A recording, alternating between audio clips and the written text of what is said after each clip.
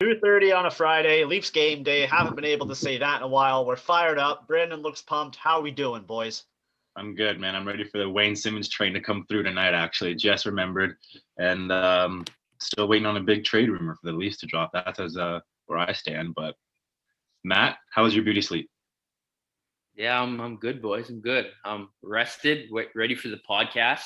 Wayne Simmons is playing tonight. I'm more excited for Galchenyuk. The Gauch train, I guess we call it. But yeah, I'm good to go, and let's get this podcast, boys. Let's do this. All right, so it all sounds like we're doing better than the Buffalo Sabres and Ralph Kruger, who got fired a couple days ago after losing 12 straight games. And I just want to give a quick shout out to an NHL writer who wrote a headline that instead of putting Sabres lose 13 straight games, they put Sabres lose first game after getting new coach. I just thought that was a nice little way of not burying the team completely. So I want to give whoever wrote that a shout out. But yeah, and the timing of this firing was kind of cool because Matt and I did a video on, was it Tuesday, Matt?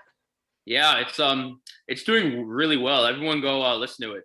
We did a video on how the Buffalo Sabres need to fix themselves. And I think we pretty much can agree that the first step was to fire their coach. And the next day it's announced, and viewership did really well on that. So thank you if you watch that video. But what does this mean for the Sabres moving forward? And I'll ask both of you. Matt, I know you'll have more of a. Yeah, I'll go first. Yeah. Yeah, so as Josh said, me and him did a video about it. It did actually pretty good, so I'll go watch it. But what me and Josh both said in the video is they need to rebuild, clean house, hire some scouts because they don't have any at the moment, which is kind of funny. But I think this is I don't want to say a positive step because whenever someone gets fired, like there are some negatives that come around it. But I just think they need a reset here. I personally would have done it, wait for the end of the season because regardless of what happens in their coaching staff, they're probably going to lose the majority of their games going forward. But yeah, I hope just seeing some of their individual players get better. Jeff Skinner, he doesn't really have an excuse anymore. I know a lot of players say, "Oh, the coach doesn't like me." Well, now you have a new coach, so you better Jeff show Skinner, up. Also known as Tom Holland. What? The You haven't actor. seen the resemblance picture? They No, look I just haven't. like. I haven't look at seen that. it side by side. No, someone just posted them side to side today. It was pretty funny. But if you guys want to actually hear more in-depth opinions about the Buffalo Sabres before they break down their team completely, you got to check out Matt and Josh's episodes because we don't have to spend too much time digging into the horrible Sabres, if you know what I mean, on a nice Friday. Well, that's what I wanted to ask you, Brandon, from a player perspective. What can this actually, with a team as bad as Buffalo, because we saw it with Calgary, a new coach came in and they got a little bit of a boost. They got pumped by the Oilers the other night, 7-3. But can a new coach help Buffalo, or is this just kind of to stop the bleeding for now? Right. Yeah, that's a good question because, you want to do a whole top to down remodeling. But I guess if you start with your coach, that sets a tone for the type of, players that the team is looking for. And I guess now they can figure that out, what type of coaching style is going to come in. And you're right. You saw it with Sutter. They were doing suicides the first day he came in. I'm not going to say they're doing suicides and that's going to change the culture in Buffalo, but a different style regardless. It could be the way he talks, the way he engages with players and interacts with the management. So I don't know his name. What's the guy's name? Buffalo's coaches now? Tony Granato. Tony Tony Granato. So just to clarify, suicide is when you skate back and forth really fast in a timely manner. Just for some people that might not know that. Yeah. I thought that was important. Suicide, I don't know what else to call them. That's what I've been, that's unfortunately. Yeah, I call that too. It's kind of in a gym where you run and you have to touch the line and you go back and forth. It's kind of that. So there's probably another name to it, but we're just not sure. I coach for a living and I can't think of another name for it. So no, to your question, Josh, I think it's the most professional level of hockey. So you'd hope to see a change if you made a change with the coaching staff. Yeah, for sure. And keeping with the Sabres, they can't seem to catch a break because last night, before the game started, they were supposed to play the Bruins. I believe it was the Bruins had somebody test positive for COVID-19, unfortunately. Then the morning skates were canceled, but then they did additional testing and the game was allowed to play. They did anthems with masks on. The game was played. And now today, the Bruins' next two games have been postponed because 5 of their players entered COVID protocol. And the Sabres game tomorrow night has been postponed. So why did the NHL let that game go forward last night? Because if you have someone in COVID protocol and you're so worried about the spread of it that you have players wear masks during the anthems, and then you just play the game. Like I don't understand the NHL's logic behind this, because they do have a week after the season ends and before the playoff starts to have games there to buffer it out. But I didn't see the logic behind playing that game last night if you were this worried about a spread of COVID amongst the players, which has now caused Buffalo to go into their second delay of the season. And I don't think Boston's had one yet. But it just seems like this team can't catch a break. I don't know what your opinion is on that game being played last night. Well, the NHL just kind of make things up as they go. I think we've established this in every sports league when it comes to COVID-19. But yeah, if you're a Sabres fan or a Sabres player, you obviously just want the season to be over, and it kind of sucks that there's a delay here. So yeah, I just think there need to be so much more clear with COVID, the penalties. And I just think, I know this is such a bad time for the NHL, but I feel like they're under the microscope so much in terms of things that they're doing poorly, like in this manner. And I just think if you have any doubts or any questions or someone goes into protocol, don't play. Like, I don't know. That's kind of my opinions on that. I just think like, I don't know. Like, I don't expect anything better. I'll put it that way, which is kind of sad because it's $1 billion sports organization. But yeah, I don't expect better. Yeah, it's a difficult situation for sure, because they can only postpone so many games before they start to build up at the end of the season. And I think the NHL does want to see all the teams play all 56 games. It might not happen. You might have to do some divisions based off point percentage, but the player safety first, right? That's what we want to see. Let's get to our Maple Leafs, because the Buffalo Sabres are depressing to talk about. The Leafs have had 5 days off now. Their last game was on Sunday. They play tonight. Some changes in the lineup. So where do we want to start first? Shall we go in order of how it happened? Yeah, so we'll go with Jimmy Vesey first. That sounds good. So you want to tee that up? Yeah, so VC put on waivers and then claimed by the Vancouver Canucks. Now he's now known as, shout out Steve Dangle, Jimmy BC. So Matt, your thoughts on this? It's funny. I'm sorry. I don't want to say it's funny, but it is kind of funny just in terms of like, I just think everyone's had such high hopes of VC. Like you saw him get 10 goals on Buffalo, even though it's Buffalo. But when he was on good teams with the Rangers, he scored 17 to like 20 goals. So you figured with him being with Tavares or Marner or just being with any one of our good players, you could pump those numbers up. But like, I don't know. I don't want to say he has a bad hockey IQ, but I kind of think that's what it was. He always kind of seemed to step behind. And we used him on the penalty kill much, but like if you're an offensive player, like I think you being on the penalty kill is more a tribute to like your skating. And I know he's tall, a big 6'2", 6'3", but like I don't know, it just never really worked in Toronto. And for Vancouver, this is obviously kind of a good pickup. It's cheap. You don't have to do the 2-week quarantine. You get a player for free. And maybe if he gets a hot little run, Vancouver could flip him at the deadline, or they can extend him and he could be a part of their group moving forward. Yeah, that's a good point, because Jimmy Vesey felt like one of those guys for the Leafs that was just clicking it right before he got, put on waivers, I guess. He was putting up some goals and he had a couple of decent games, and Josh started to defend him on Twitter to Leafs Nation, and he was raising some eyebrows, especially mine. But I could definitely see where the movement of Vesey came for terms of returning players and players to get. So his role is will be missed as a Leaf. I don't know if his production will, but he was a nice guy. I know he was pretty highly sought after, so I think he kind of always wants that second top line role. You know what I mean? Like he was the Hobie Baker winner, and he got to come into the league and choose where he wanted to play. So I'm sure he was expecting people to give him those top line minutes throughout his NHL early career, and he flustered around the bottom third, fourth line with the Leafs. Maybe he'll get a second line chance over in Vancouver. I think they would have liked to keep him just because he's a proven NHLer. But with the depth the Leafs have up front, I don't think it's as big as a loss as say we lost him last year, the year before. We got Galchenyuk coming in tonight, and Wayne Simmons is also back.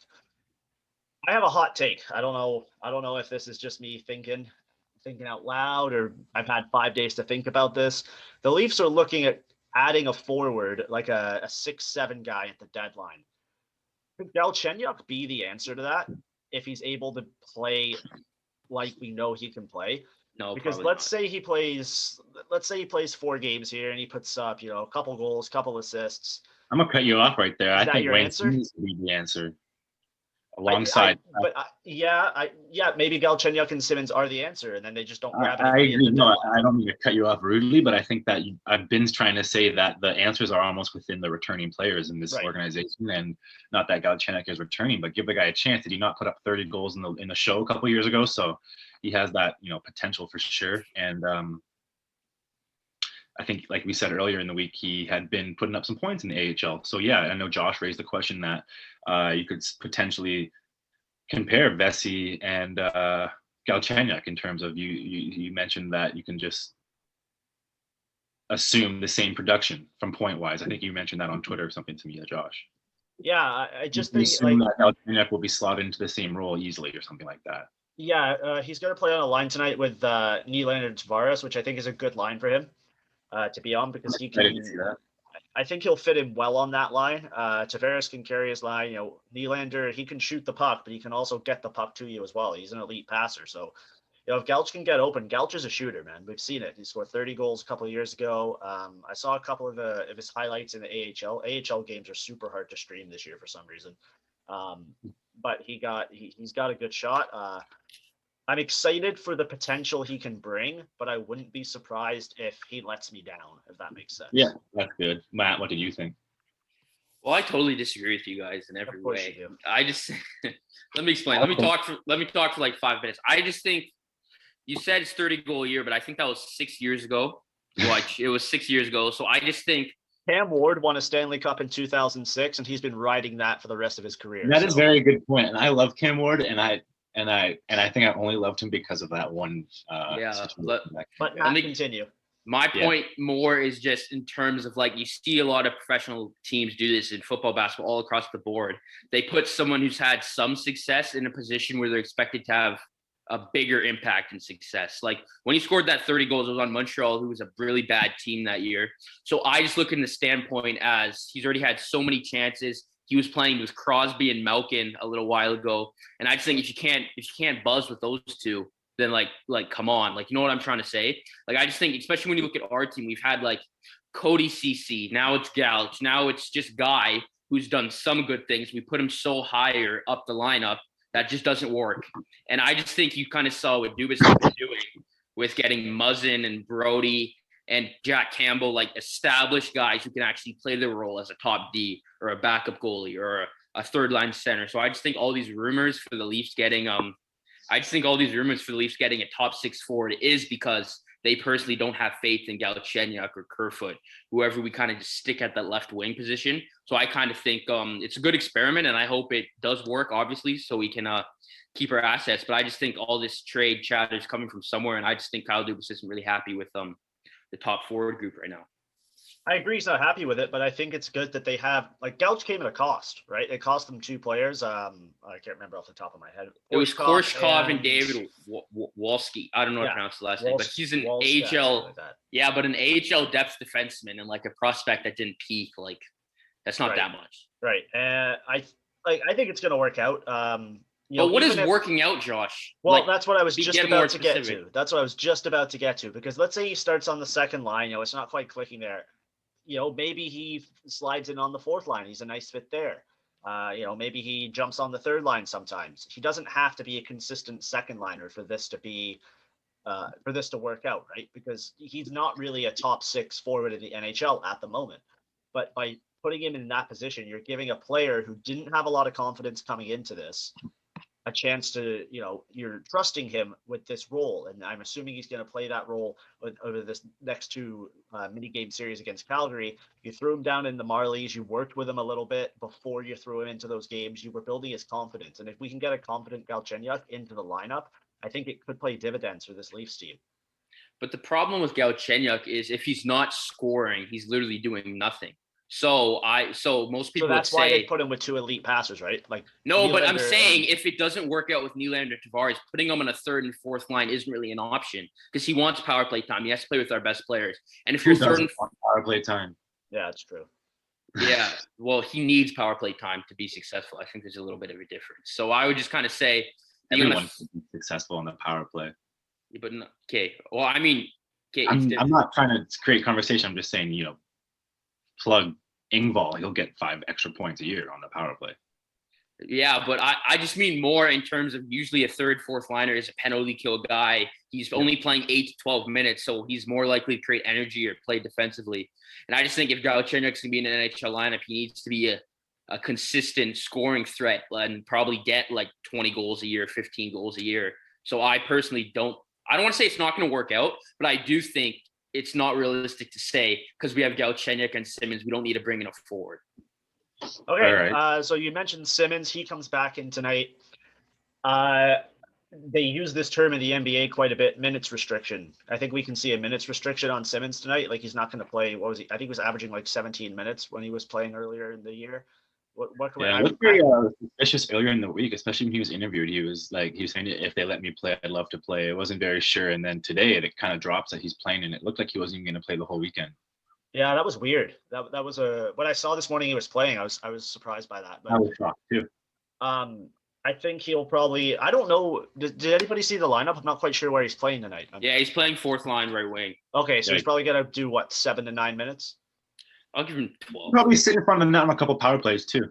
Yeah, well, he's on the first power play unit. Yeah, exactly. So, what else do you have to say about the Leafs? Jack Campbell's back, so that those three players back for the Leafs is huge, man. Because now there's not as much pressure on Freddie to play a big of a load of games. You don't have Michael Hutchinson in net, so you got confidence in your goalie from hopefully those guys. I mean, Freddie's been a little shaky lately. He had some concerning quotes. Was it yesterday where he said he's not where he's at and he's just trying to play to the best of his ability with the circumstances that have been given to him.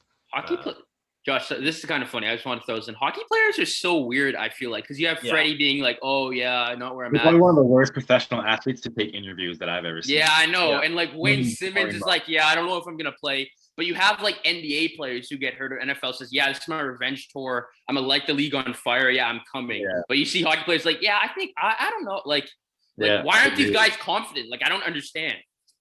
Like, you do this for a living. Like, God damn it. You see it everywhere. You'll see it on tennis tours or in NFL. A lot of players are a little bit more like creative in their interviews. And the NHL has this format that they've seemingly all gone by throughout the history of time. Just like the same answers situated in the same tone of voice. Is it like, I don't think it's an interview thing. Like, it literally sounds like you're not confident in your health and rehab or your performance, which is like, you know what I mean? Like, I just think that's so abnormal.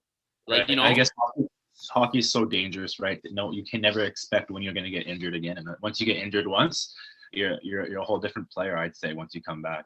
I don't know, Josh could attest to that a little bit. He's had a couple concussions. You might go into a corner differently. You definitely do. When you come back, don't laugh at my head injuries. Yeah. Especially when I came back from my major one, like I would, going into corners was totally different. Like Josh is in the spot, no corners. Yeah, even after I broke my foot blocking a shot, you block shots. The puck hate you. You didn't block the shot. The puck hate you. Actually, I blocked the shot, got a breakaway, scored, and then I fully broke my foot celebrating. So was this road hockey or like? You wouldn't know how to block a shot because you don't know where the defensive end of the ice is. So Jack Campbell came back, slotted into the lineup. He knows where the defensive end of the ice is. That's where his job is made. Yeah, I'm actually so excited for Campbell to come back, especially on a back-to-back. We've had 5 days off, and I just think this stretch is so important because I can kick it off to Josh because he had some goalie rumors that the Leafs might inquire. But I think if Campbell's back, Freddie plays to his capability, we don't have to acquire a goalie. But Josh, you want to touch on that because you actually the one who told me about that. Yeah, so it looks like a couple teams the Leafs were named. They're interested in Bernier, Dubnyk, and Quick. I don't see the Leafs being interested in Jonathan Quick or Devin Dubnyk, but I do see like a Jonathan Bernier type situation where maybe you break him in as a number 3. But if you're bringing in Bernier, what that tells me as a fan, and I'd say we're a little bit more than average fans, is that you don't have confidence in either Freddie to stay healthy or Campbell to stay healthy. Any of your backups for that. Yeah, any of your backups. The new Columbus guy and Hutchinson. And you bring up a good point because I would disagree. I think Dubnyk would be pretty cool for the experience factor. He's a vocal guy, and you've seen him out there, and he's an instigator on the ice. He was the guy that was pushing. He's been in a couple goalie fights, I'm pretty sure. He's quite active. Yeah. So I like his energy. I don't know if I would hate it, but to your point, Josh, I wasn't aware that we were needing a goalie conversation. Well, I can't remember. What stance did I take on trading Freddie last episode? Good question. Oh, we all said no and wait for the offseason. That's what we came to terms with.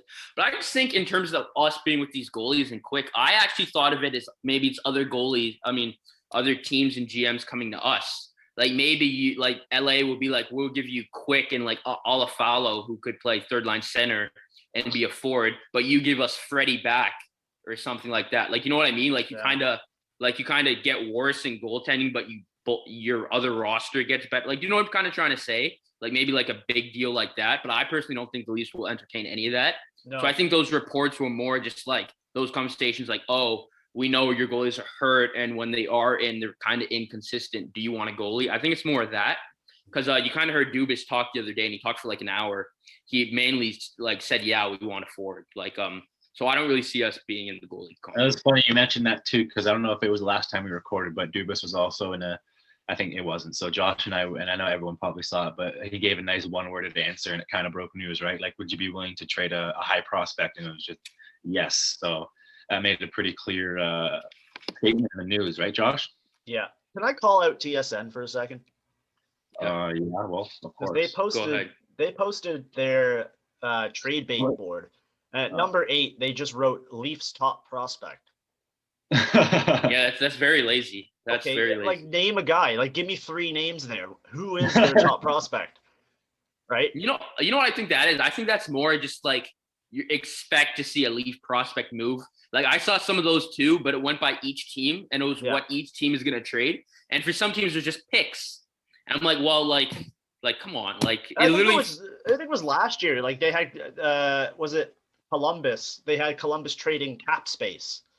Yeah, that's funny. Yeah, dude, they're just not good at their jobs. We can move on. A trade bait board than that. We can do a trade bait board next episode.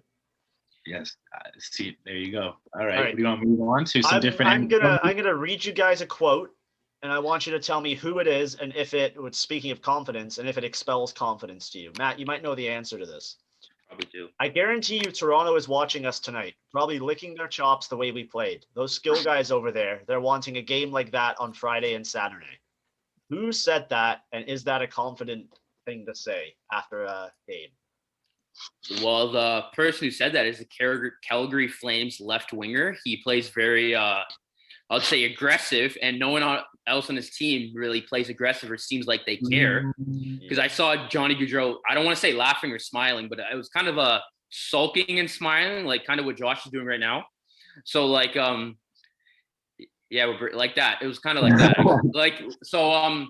Yeah, I just think it's so funny that Chuck always calls out his team. And I personally think Gaudreau, Monahan, maybe Giordano, I think a lot of people are going to be out the door, and they're going to build this team around Matthew Tkachuk. That's what I personally think. They should. Maybe I would love to see that, yeah. Yeah. Because I just think, like, I feel like Gaudreau, Monahan, and Giordano, just those 3 specifically, I feel like they've been together for so long. Like, literally their whole careers, and they're in their mid-20s. Giordano's in his, like, mid to late 30s. And I just think you have to pull the plug on it eventually. You know what I'm trying to say? Yeah. Yeah. Brendan, you're lining up for a big tilt against another team close to you in the standings, and you see one of their players say that. Are you licking your chops? Yeah, it's tough, right? Because, for a player like me, you don't have the TV and those messages to get broadcasted too easily. So if you heard that, it was just a rumbling through the noise. But regardless, anything I took and my teammates took as fuel and energy for something is greatly emphasized if it came directly from the other team and the other players, especially if it's one of the dirtier players on the other team. Like, it's one of the guys that you can go at. It's not a fourth liner that you'll see he hides behind the bench. He's a guy he'll be on the ice, and you can't let the fact that he is an instigator, Tkachuk, and that his game is to throw people off their games, to capitalize and score and win games. So we've mentioned this before. You can't, settle down to be a bunch of Matt Tkachuks. The Maple Leafs have to persevere, and hopefully we'll be seeing Jake Muzzin flipping another puck at him tonight after a win, and we'll see what happens again. So I don't know if expect a very physical game out of Calgary tonight. Right, and to your point, I think any fuel to a 5 out of 6 losing streak is gasoline on the fire at this point for the Leafs, and any further losses raises a big question mark. I have a prediction about Calgary. That's perfect. I was just about to ask about predictions for tonight. I just personally think, I don't know who will win and who will lose. But after these 2 games, one of these fan bases is about to have a meltdown. Like, I just think Dude, have you been on Twitter the last week? Leafs Nation is in a meltdown. Sorry. Let me be more specific. I think one of these organizations, so GMs, players. Okay. Sorry, yeah.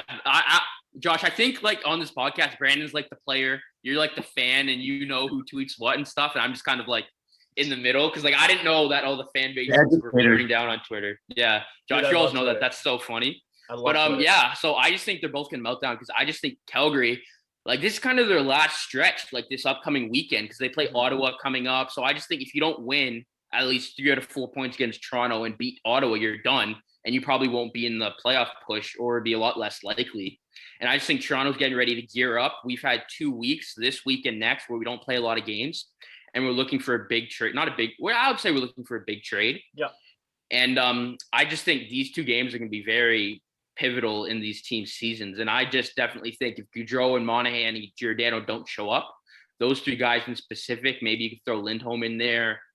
I just think Calgary is honestly going to burn down because it honestly looks like Matthew Tkachuk doesn't like them. Like, if I was actually just guessing, I would think he doesn't like how, maybe not personally, but I think he doesn't like how they play. They're not really in your face. When you play Connor McDavid as much as Calgary does the last 5 years and the upcoming 5 years, you have to be able to shut down your opponent. And I think Matthew Tkachuk is the only person with that mindset. I agree with that totally. So before every game, I post on Instagram on our story. I put a poll up asking who the Leafs' first goal scorer is going to be. We haven't noticed. And this one, it's actually one of our most interactive features, Matt. So thanks for playing along. So in class today, John Tino, shout out to him. He gave his prediction mid-class, which was actually really funny in the chat in class. So I'm looking here. We have quite a few responses. I'm going to read some of them to you. Galchenyuk, 100%. Gally, Galch, Galchenyuk. The new guy, Galchenyuk. Galchenyuk. That's so funny. I think expectations are high on that, to go back to our previous conversations. That stems from being like a decently prevalent star on a rival team so many years ago, like from Leafs to Habs, you're like, oh, give us this Galchenyuk guy who scored those 30 goals from the Habs that many years ago. Are those the expectations? Because some of these Leafs fans might not be educated enough to realize that he's been thrown around like a bag of potatoes. Yeah. So anyway, open up to the imagination there. But he's been a suitcase for the AHL and the NHL. So what would you say, Josh, to these fans of ours, hopefully forever, that have such high expectations of the first game for him to get the first goal tonight? Tell them where they should stand. I will be surprised if he scores tonight, but I won't be surprised if he plays well. So, well, I got a good transition for you because we're looking for a first goal from Galchenyuk on the Leafs. 2 first goal in the NHL has happened for some Anaheim Ducks last night. I know Josh loves the Ducks. So, Josh, rookie news in the NHL. Take us down south. Trevor Zegras scored a beauty first NHL goal with a nice little toey that totally undressed the goaltender. On a nice pass from, I'm not sure who passed it from him, but it was actually a really nice goal. And Jamie Drysdale in his first NHL game scores his first NHL goal, which you love to see. Yes, sir. These 2 guys, they're going to be superstars for the Ducks, man. I don't know. I think it's a big comparison, but that could be their next Getzlaf and Perry. I know Drysdale's a defenseman, but you know how you had those 2 icons on cornerstones, the team? yeah. Both cornerstones of your franchise. Thank you, Matt, for agreeing with me for once. So those are your 2. I think those are your 2 guys moving forward. And this Trevor Zegras, man, he doesn't mess around. Like, we've seen him try some stuff out there. I know we both had opposing views on his attempt at the lacrosse goal, which he actually tried twice before he actually scored. And I'm sure both you guys saw that goal. That was a goal scorer's goal with that move he made and then just tucking it top corner. Definitely. It was super impressive, Mal. I'll get your thoughts. But real quickly, those guys are super cool, super young to watch. Anyone younger than me, I know Matt's 19 or 20, whatever, young guys in NHL that are like similar to us in age, to see them do some crazy things is, otherworldly because, we're sitting here talking about it. So good for those guys. Silky mitts. Drysdale's the Canadian, so I hope he always gets more recognition. I have a Jamie Drysdale story. I actually saw him play so much with the Marlies I actually met him once. He probably doesn't remember, but I met him coming. My team was going in the dressing room, and he was coming out, and they were still there. I don't know what they were doing, and they were just like, "Hi," and I just talked to him. Yeah, I should have asked for his autograph. Like, I probably could have sold it by now. But I just remember he was a defenseman playing AAA, and he would get 2 or 3 breakaways a game. And not like him, just he would stick hand with the whole team. He was a stud, and he's just so I think honestly, I know we talked about Quinn Hughes, Heiskanen, who are some of the other good, Cale Makar. Well, maybe not better than Makar, but I think in 2 years, Jamie Drysdale will be better than all of those defensemen, except for Cale Makar. That's a bold prediction. That's a very bold take. I just think he's a Hughes. Yeah, he'll be better than Quinn Hughes for sure. I just think he's such a stud. And I think defense will take the league very far. I think I think I've never seen a kid skate like this. Like, Josh, do you remember the Ward Juniors at 16 Mile Creek? Yeah. Where they had that game? Yeah. I remember going to that game, and I remember he did some skate. Like, he was the best player, and he was the youngest player, and he was a defenseman. Like, he's just crazy good. Yeah, I don't like him. Yeah, I know you don't. Yeah, because I pumped his tires, so you probably don't like him. But just Trevor Zegras. Yeah, Trevor Zegras. It's pretty good. He has 1 goal in 11 games. So yeah, he's buzzing right now with that. Drysdale's he's going to be a great player for Anaheim. Like, he's going to be. I don't know if he'll be the best defenseman in the league in the next couple of years, but I think he'll definitely be top 5, and he will probably earn Norris votes. 100%. I think he could be better than Dahlin for sure, long run. I mean, probably already is better than Dahlin, to be honest. I'm better than Dahlin. Was a first overall pick. I mean, you may be better than Dahlin on the Sabres, but let's put Dahlin on a different team. I think new environment. You might see why. Yeah, that's true actually. But speaking of young talent, we want to move down to some OHL news. Actually, Josh, do you think I don't want to? For our How to Fix It videos, leave a comment. We'll probably put a poll up to see what teams we want to do next. Me and Josh were thinking Nashville, Anaheim, Vancouver. So, Brandon, we haven't run this by you yet, but what team do you think we should do? Well, Detroit's too easy. Yeah, because they have Stevie Y, and them is literally just being bad. Like, who are they going to trade for picks and prospects and stuff? Jonathan Bernier. Yeah, I know, but I don't think we can make a 20-minute video about Jonathan Bernier.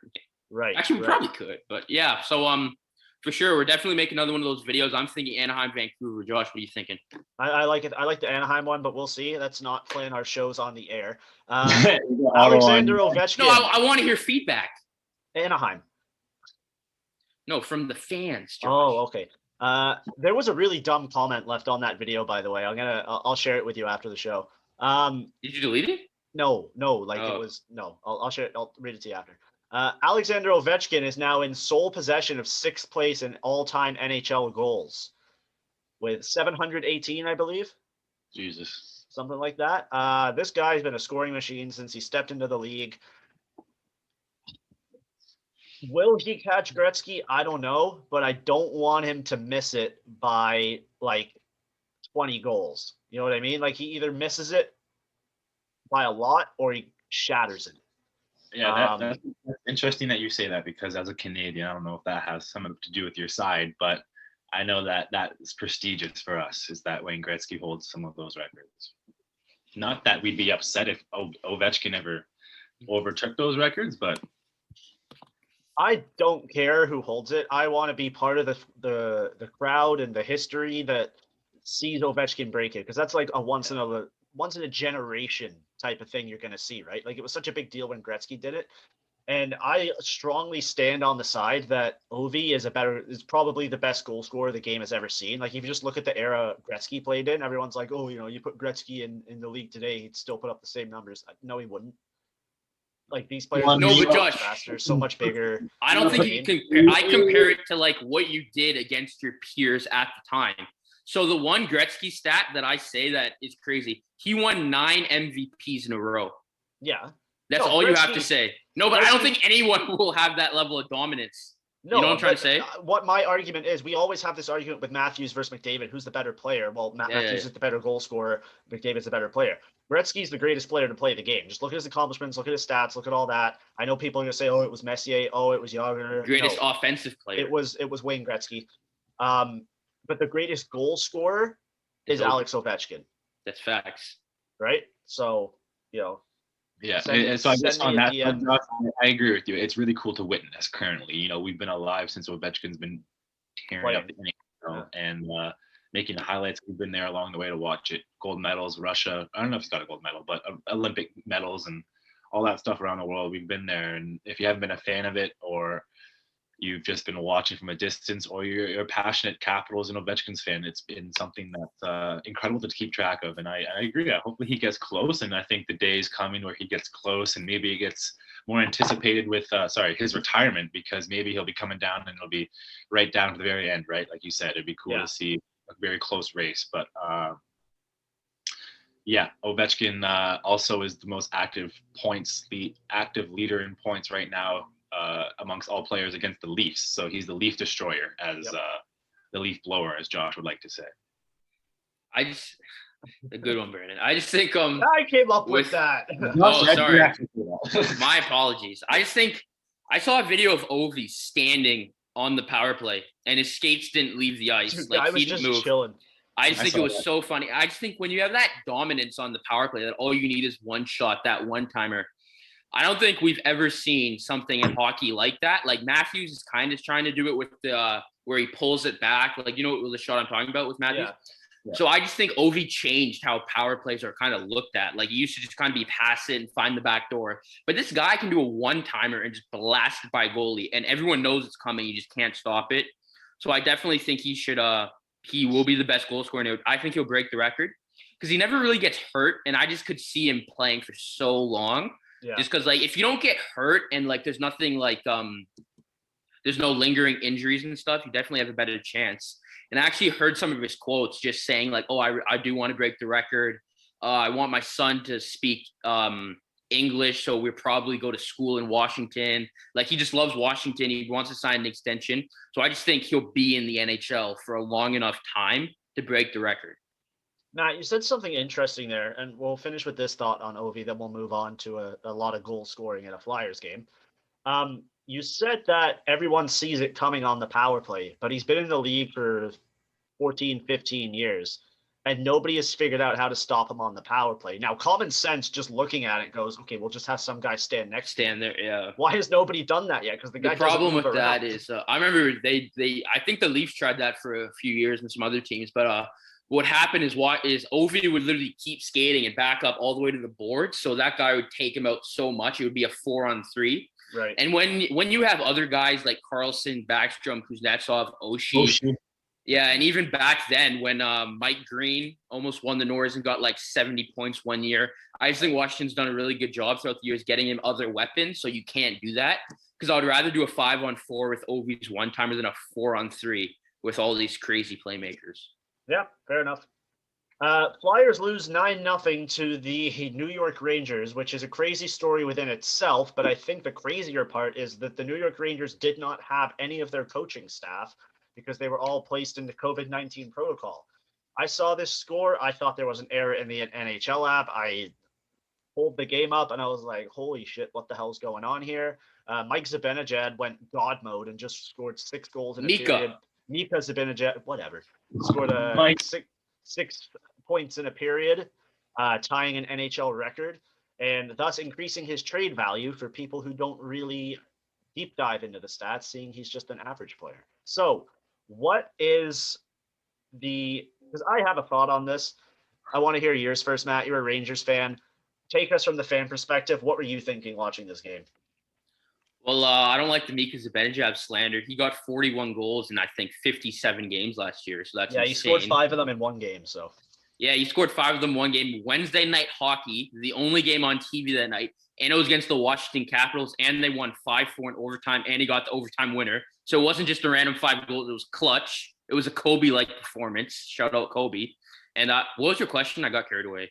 What was it like as a fan? Oh, as a Rangers – yeah, like Rangers fans have gone through so much. I just listen to all the podcasts. They're so upset because a lot of them being bad this season wasn't in their control. Obviously, with the Panarin situation, the D'Angelo situation, we don't have to touch on that. But I just think a lot of things weren't in their control. They're in a tough division from the standpoint as in they're all kind of rivals. You got Pittsburgh, Washington, Philly, who probably have better players than the Rangers. So I just remember waking up this morning and seeing that David Quinn and his coaching staff all got COVID protocols, so they couldn't do it. And they called up their AHL and Chris Drury, who was the assistant GM, went on the bench. and it was against Philly, who was hungry, and Philly's quotes were like, "Yeah, we were really excited for this game," like blah blah blah blah blah blah, and they got pumped. And the funny thing is, all these goals happened in a short amount of time. They scored 7 goals, I think, in the last 12 minutes of the second. So, like, this was just an absolute mental blunt. I don't even know. Like, Brandon, what's your mindset if you're losing a game 9-0 and 7 of them were in like 12 minutes? Well, you're thinking about the next game.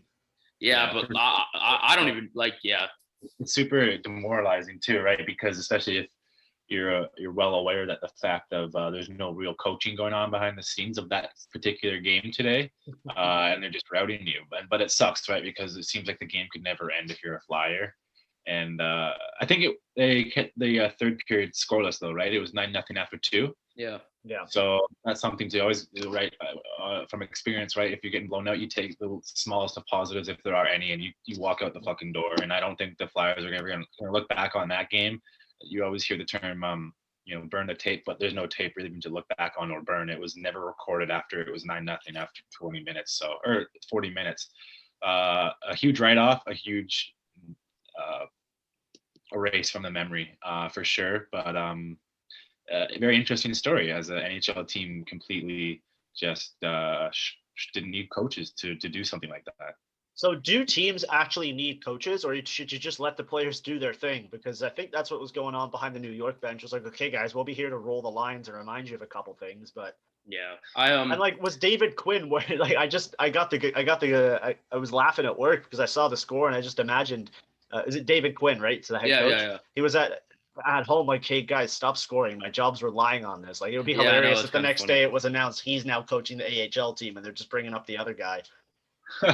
Yeah, I just think sometimes in hockey, like, people get so tied up on like systems and forecheck, backcheck, pressures, all this type of stuff. In reality, sometimes you kind of need to let the young guys buzz, like especially the Rangers. They have Kako, Lafreniere, who only had Adam one Fox. secondary assist in that game, by the way. No, but I watched the whole game. So I just meant from more standpoints is they were doing drop passes in their own end. Like, it was insanity. You could tell it was a team that didn't have a coach that night because Panarin was doing crazy backhand saucers. Like, and I just think some teams need to play with that free mindset just to kind of going. And Josh, maybe you talk about this as like a skills trainer. Do you feel like players, if they don't have a coach or you work with younger kids, their parent isn't watching, they do more creative things with the puck, and sometimes that leads to you just being a better hockey player? I think like creativity is the way the game's going. Like, all you got to do is take a look at YouTube, and like, I even reference video games all the time. Like, you get all these crazy moves in EA Sports, the NHL games, and like, they target those towards kids aged 10 to 16. Those are the kids coming into the NHL. You see Pavel Barber and How to Hockey and Nasher on YouTube. They're doing all this crazy stuff. That Always Hockey guys on TikTok. Those kids, they want to try that before practice. They're out there. When I teach my lessons, I give them like 5 minutes of just, okay, guys, warm up at the puck, try what you want to try. And kids are trying the lacrosse move. They're trying to scoop the puck up and bounce it and all that stuff. And that's going to come into the NHL eventually. So, and I think it's going to be fun to see, for sure. All right. So Matt's taking a quick break. I think he's going to feed the cat.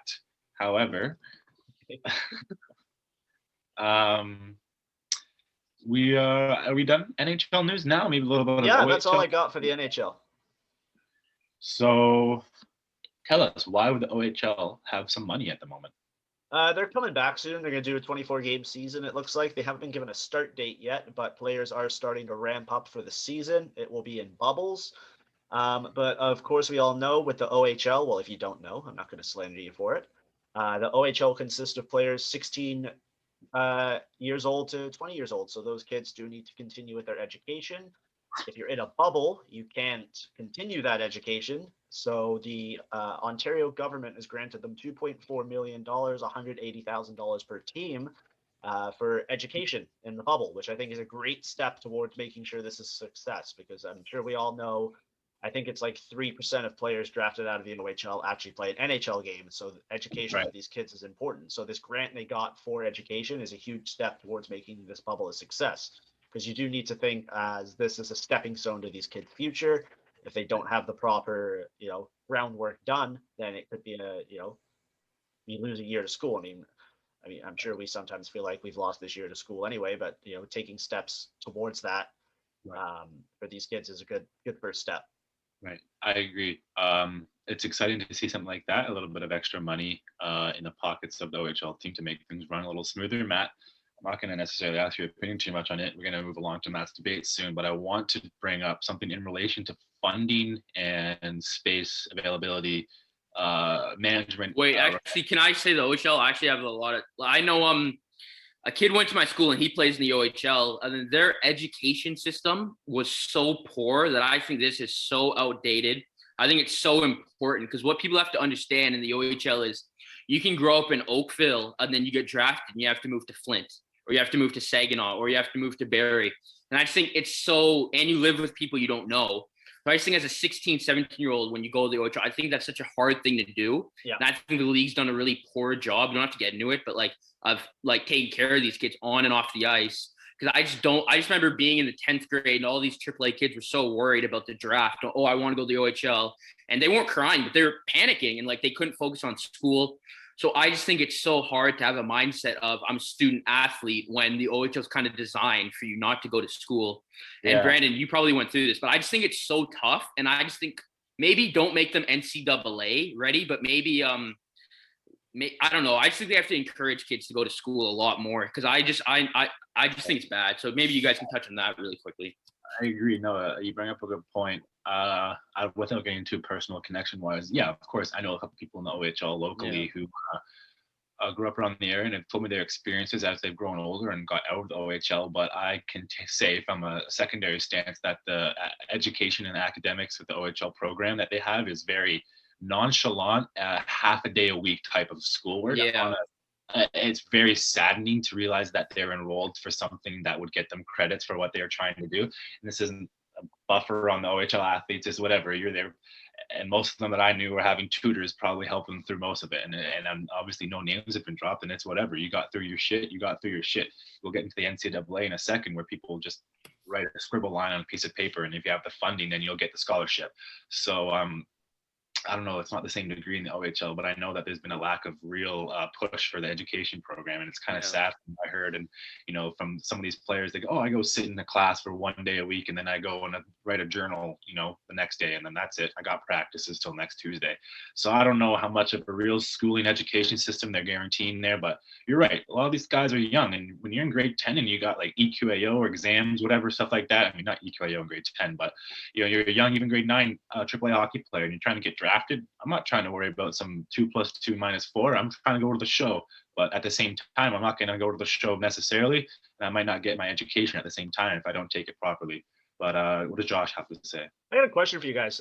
So say you have a kid and he makes the OHL. This is excluding if he's granted exceptional status, obviously you send them, but he's your average hockey player.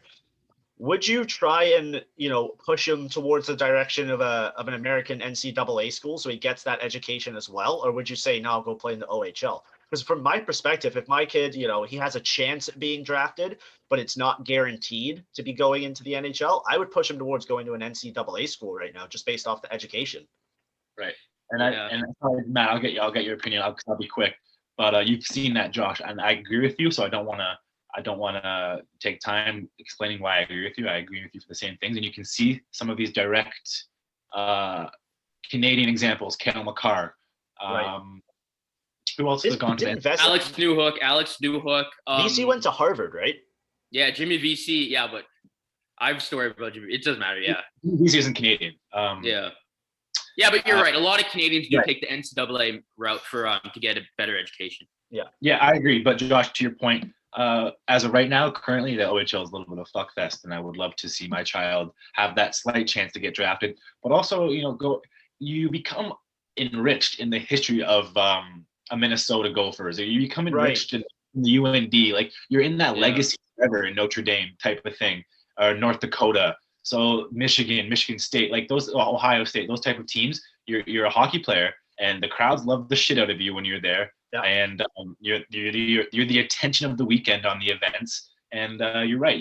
I think it's cool because OHL have games throughout the week, and it's kind of a tireless schedule. But I think the NCAA plans practices, and then they have weekend games, and they don't play for the weekdays, and that gives those students that time to go to education, right? And they also do the tournament, right? Like you can be, if you're part of that, is it the Frozen Four? Like those were elite four teams in there, and Yeah. I think all NCAA Division I schools are elite schools, but where you get into the OHL, I can think of maybe 5 elite teams, and other than that, it's a huge drop off. Like if you're not playing in London, like it's what? Lack of funding, poor arenas, horrible cities, not much crowd. Like the passion for hockey in a city, like let's call out 2 OHL towns that we hate. Let's do it. Well, that's not chill. Stop. Don't do that. Well, see, that's we want to get some of these people on the show maybe in the future, so let's not throw shade. We're not ranting on the OHL players, but if you're the organization, I know what you're trying to say. But just to touch. Just to touch on the NCAA. I actually know a kid who plays in Princeton for D1. A little flex right there, but you're not allowed to go on the ice until you finish your schoolwork. And maybe because it's Ivy League, but I do think I think every Ivy League team has a hockey team. So like, it's so grueling to be an NCAA player that they teach you so many better things, I would say, in terms of an education. And if you're in the alumni, you're always welcome back. Like they take care of you, they give you a degree, and you just have a better chance. So Josh, to answer your question, I would tell my kid to go to NCAA because, for an example, we live in Oakville. To go NCAA, you have to play for the Oakville Blades, and it's so much more local. And I think you could just kind of still have your everyday life, and you don't have to move across Ontario or to some place you don't know to play Josh, junior A. Before Matt sat down and kind of continued our OHL conversation, I was making a branch off to some pretty big news. A lot of people have been getting into this week, and I don't want to touch too much on it because I'm not too familiar with the details surrounding it. But if you have seen some of these videos surface from the NCAA March Madness tournament, and you looked further into the depth of what the players themselves are going through, you have seen some of these troubling videos from the NCAA women's basketball teams where they have shown the space for the gym and the workout room that they were supposed to be allotted, I guess. And they show it in comparison to the men's workout room. And not only the workout room, there's been pictures of the comparisons between swag bags, apparel, the food pictures and the differences. And so I'm not really even posing any questions here. I'm just here to ask you guys what's wrong with the NCAA. We don't have to get into like the money situation in terms of it's clearly not to do with money. That one of the posts I saw was that money and space was the problem, and I turned around and I saw all the space needed, and I know that NCAA has the money. I don't think it's a case of money, and they are actually breaking the law doing this, right? Because I just pulled it up here.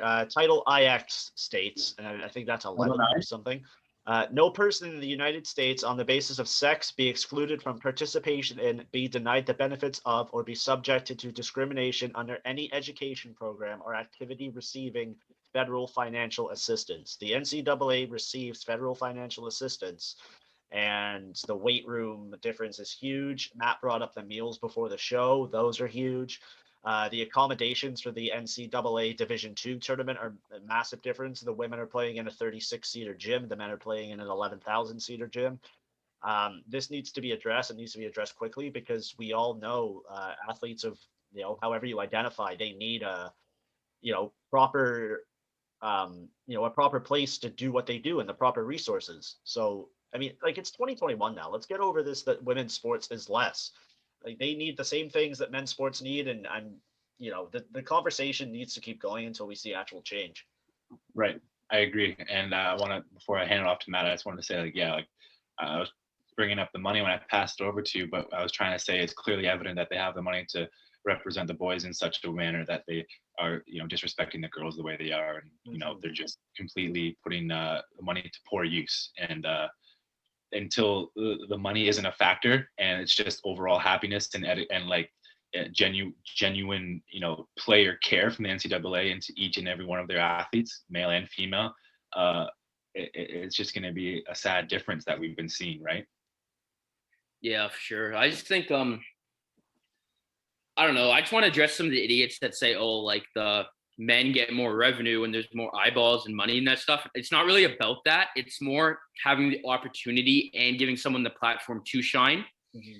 So I just think, like, if you're not even doing something as basic as like the workout equipment, like come on. And like also like I don't know, I just think it's so pathetic, especially in something like this where you've known this has been happening for months. You Yeah. have the list of teams. Like, you don't know which teams, but you know it's 64, then 32, and like you know how the tournament works. It's been happening for 30 years. So I just think it definitely needs to be better. And I actually have no idea how the NCAA would spin this. Like they usually do. Like Josh, you said they tried to say the space argument, but like There was come tons on. of space. So, yeah, like the girl literally showed like the video. So sorry that I don't know her name. I didn't get it in the clip, but yeah, I just think it's it's bad. Yeah, it's not fair, and they say they're addressing the situation. So hopefully by Monday we'll see an update. Matt, in a quick 30 seconds, how's the tournament so far? Well, the tournament just started today. There's some pre-games yesterday, but yeah, it was pretty good. I was watching before. I just think March Madness is so good because it gets everyone's eyeballs in it. It's one thing, one game, so you don't have to glue yourself to the TV. I don't know. I just think they do such a good marketing job, and it definitely is good. And I definitely want to see the CHL adapt a similar model. So let's move on then to your favorite segment and everybody's favorite segment, Matt's Debates. You brought it up. What's your first question? Yep. I literally already said it. Do you think the CHL, so that's the OHL, the WHL, and the Q, should adapt a March Madness style tournament where you play 1 to 64, all three leagues integrate for this tournament? People have mentioned it. Jeff Merrick's a big proponent. I heard Friedman talk about it. Josh, what do you think about that? Yeah, I think they should, and I don't think I know there's an argument that it diminishes winning your league, like the OHL Cup, the winner of the WHL, and the winner. It doesn't do that. It doesn't diminish that. This is, and you see it in European soccer all the time. They have so many different tournaments, and I think I think it's a better way to decide who the best junior team in Canada is. You'd see some upsets. You'd see some teams play each other that you never see play each other, and it gets more people involved, right? Because the Memorial Cup's only 4 teams. Yeah, it's so stupid. And right? I think oh, sorry. Yeah, we want to see there's nothing like this in hockey. Like the closest thing I can think of, to be honest, is the Spengler Cup. Yeah. Or maybe Olympic hockey, but like this format, 64 teams, single elimination, and you know what? Hockey's an unpredictable game. Maybe you do the last game as a best of 3, right? But the final best of 3. Yeah, I think it would be fun. Rankings are based off of your overall record in your season, and you just do it in a 2-week span where maybe you do it 2 weeks before free agency, so that goes right into the NHL. I don't know, but I think it would be received very well in Canada because that's your market for the Memorial Cup is Canada. You're not trying to get American teams or American viewership for that, right? No, but there are WHL teams and OHL teams in America, so I think it should be beneficial to everybody. Those markets don't draw as much. Like you would start off with Canada, and if it draws traction, no, but I'm saying it will get bigger because you're doing this. That's what I meant. Traction. Yeah. Do I think the CHL should adapt a March Madness style tournament? Yeah, I agree. I don't know. I know Josh brought up the 3-game for the 3 style, 2 out of 3 for the last tournament style. Like you said, hockey is not like basketball or football where the playoffs are usually done in 1 game every time a series happens, like 4 to 7. That's traditional hockey. So I don't know. Maybe you can start by doing a bunch of 2 or 3 series around the league. Like, you know what I mean? Doing branch off tournaments in a fashion that gives the hockey players a chance to get those comeback games and those series evened up, I guess, right? Give every player a couple extra games. I'm just not too sure if how quick. I mean, as if this is going to happen, but I'm saying like how quickly we'd see that take effect in the OA or the WA or the CHL rather. I would love to see that within the next 10 years. That'd be timing for me. I mean, even if you only did it every 4 years, like just call it the 08 or the CHL Cup or whatever. I think you do it every year. I think it would be so good. Yeah. And you have to think, this is probably a scout's like dream. Like every kid gets to play in a big game. Exactly. That's what it is. I think it's more that. And like, imagine like you get the hat trick to make your team, your small market, beat a London, and you're a tiny Quebec team. Like, you know what I'm trying to say? Yeah, I think it's everyone more involved. I just think if London plays Halifax or the Seattle Thunderbirds play Barrie, I just think you're getting big markets playing big markets, and it's just so good. And another thing that I was thinking about, and I saw some people talk about on Twitter, is it's not fair that we had Connor McDavid in the OHL, and I think I saw him play 7 times that one year, his last year. and someone in Halifax or someone in Seattle doesn't get him seat play at all.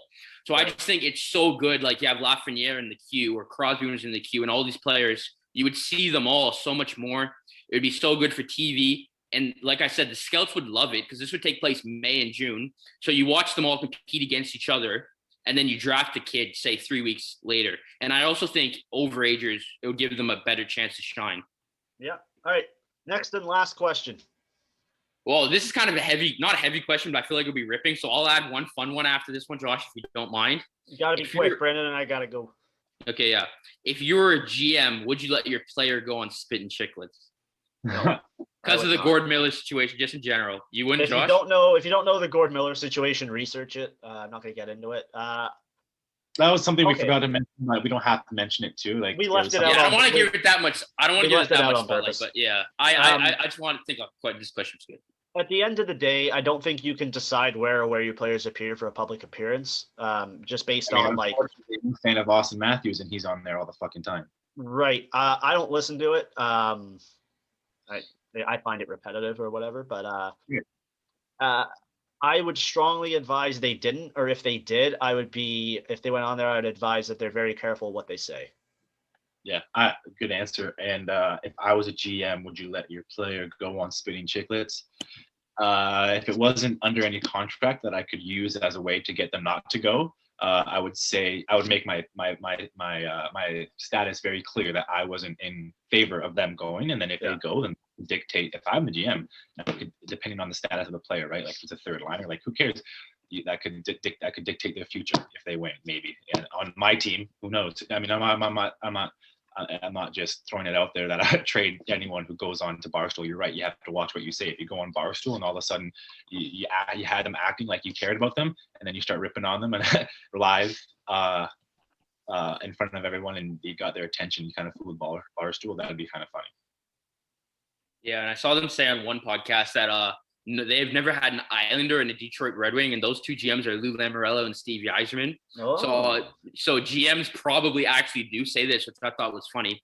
But last question, super quick. Can I just say one thing? The whole Gord Miller situation, it's really funny because all these Barstool guys are tweeting him. And exactly, all these Barstool guys are tweeting him, but they're literally just yelling at a wall because he has his replies muted, so he doesn't even see them.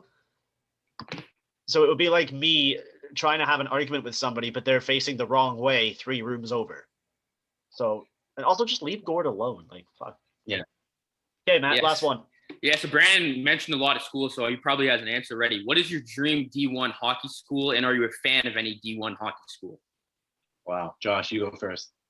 Probably Michigan. Michigan. Their hockey team looks phenomenal. It's either Michigan or is it South Dakota that has that amazing hockey facility? North Dakota, yeah. North Dakota. Probably North Dakota.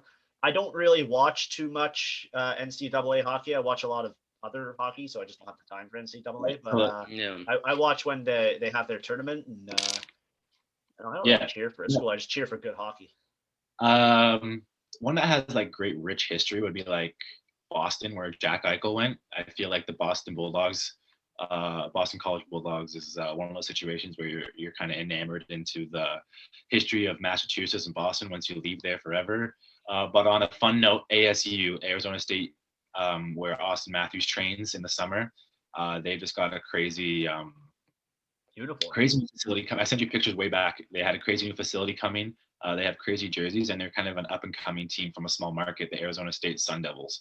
And they are hopefully bringing more excitement to the Valley than the Coyotes do. So that's the beauty of college hockey. Yeah, I'll go with ASU too. I just think their jerseys are cool. The Austin Matthews factory is cool. And I would definitely like to see the NCAA have more schools. Like, I don't think they have a school in California. So I just think there's a lot of growth to happen, and but I'll go ASU. So, yeah. All right. Well, thanks for listening, everybody. See us live tonight. Live tonight. We'll be handing out the giveaway. Matt may or may not be there. I haven't actually asked him yet. So I'm putting you on the spot. Matt, will you be there? Yeah, sure. 9:30. Matt will be there. We can say 9:30, but if the game goes into overtime, it'll be 9:45. So after the Leafs game, we will go live. We will talk about the game a little bit, then we'll do the giveaway. If you haven't entered yet, it's probably too late. So, Do we have a winner yet? no, we don't. No, We're no, no. doing it live. Do it That's live. the point of the live. Come But on. do you literally just pick one? Do you like pick it out of a I'm hat? drawing No, it there's out of my lots of- hat or something. Okay. No, there's an online simulator too. Yeah. So until then, like this video, subscribe to our channel, follow us on Instagram and Twitter, and we will see you on Monday. Wear a mask.